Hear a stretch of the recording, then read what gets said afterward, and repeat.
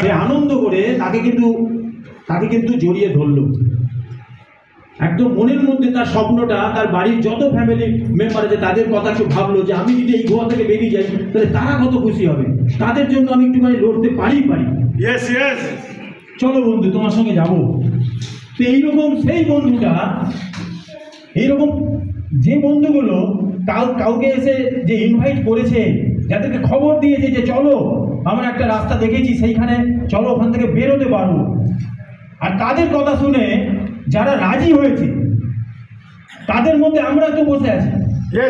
কেউ না কেউ তো আমাকে ইনভাইট করেছে, কেউ না কেউ তো খবর দিয়েছে, বলছে চলো এই গোয়া থেকে বেরোনোর একটা রাস্তা আছে বন্ধু। তাদের কথা আমরা বিশ্বাস করে হাতটা তার ধরেছি, আনন্দ পেয়েছি যে চলো তোমার কথা বিশ্বাস করে আমি হাতটা ধরলাম, তোমার কাছে খবর আছে যে এই গোয়া থেকে বেরোনো যায়। তাহলে তার জন্য, তার কথা ভেবে যে লোকটা আমার জীবনের মুক্তির পথ দিচ্ছে, তার জন্য একটা ক্লাব দেওয়া যায় কি যায় না?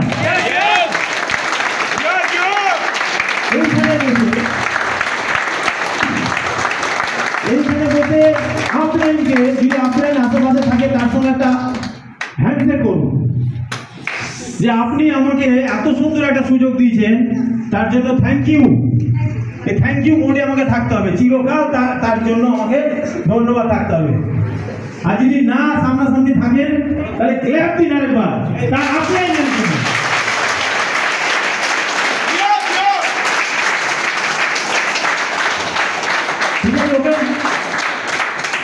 এবারে গুহার সঙ্গে যখন গেলাম, তার সঙ্গে যখন যেতে থাকছি, তখন ওই ভদ্রলোক, ওই লোকটা, ওই মানুষটা, ওই দেবদূতটা আমার জীবনে তো সে দেবদূত, আমার সামনে তো কোনো দেবতা আসবে না, হয়তো দেবতাই তার মাধ্যমে আমাকে মুক্তির পথ দিচ্ছে। তাই কোন আসনে আমাকে তাকে বসাতে হবে যে জীবনে আমার মুক্তির পথ তার হাতে আছে, তার মাথায় রয়েছে যে কিভাবে আমাকে সেই রাস্তায় নিয়ে যেতে পারে, যে রাস্তাটা ও দেখেছি। আমরা যখন তার সঙ্গে সঙ্গে যাচ্ছি, রাস্তা দিয়ে, যে রাস্তায় যাচ্ছি অনেকগুলো রাস্তা আছে, কিন্তু সে একটা রাস্তা দিয়ে নিয়ে যাচ্ছে আমাকে। হয়তো সেই রাস্তাটা খুব সরু, হয়তো সেই রাস্তাটা খুব একটুখানি কঠিন পাথুরে, কিন্তু একটা ভালো রাস্তা আছে। আমরা বারবার বলি, আরে দাদা এখান থেকে নিয়ে যাচ্ছেন কেন, চলুন এই রাস্তা দিয়ে যান।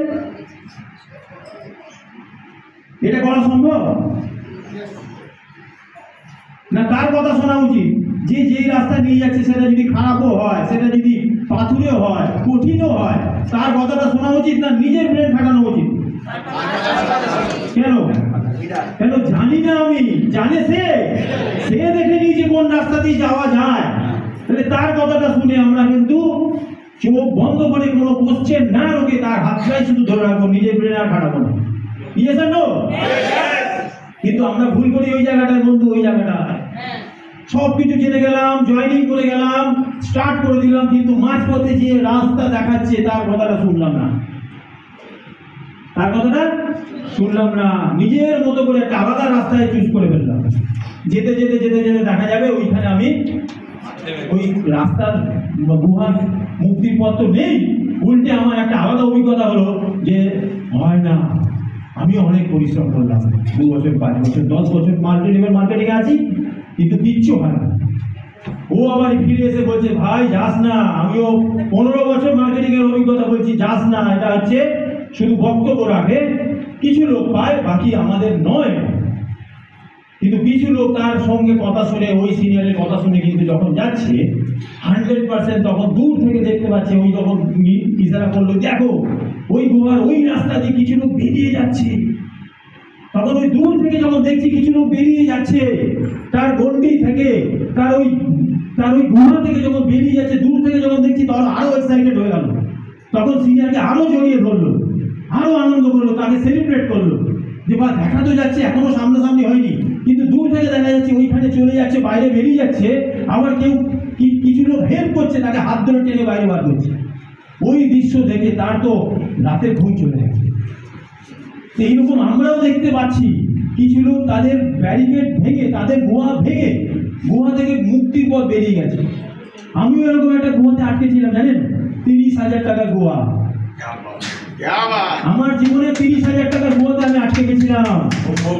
ওইটা নিয়েই সারাটা জীবন, আমার 2 ছেলে, আমার ওয়াইফ, আমার মা বাবা, ওদেরকে ওই 30,000 টাকা দিয়ে বাইরের মহৎ আমি দেখতে পাচ্ছিলাম না, আমার পারমিশন করছিল না আমার এডুকেশন আমার স্কিল